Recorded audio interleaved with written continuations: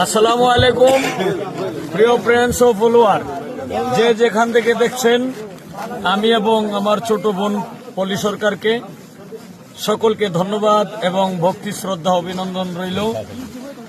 আমার ছোট বোন পলি সরকার আজকে আমার নিজ এলাকায় আসছে। আমরা দুইজন স্বরচিত গান করেছি।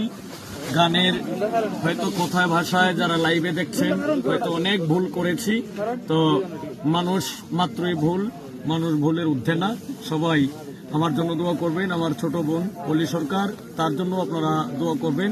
তার মুখ থেকেও আপনারা কিছু কথা শুনেন।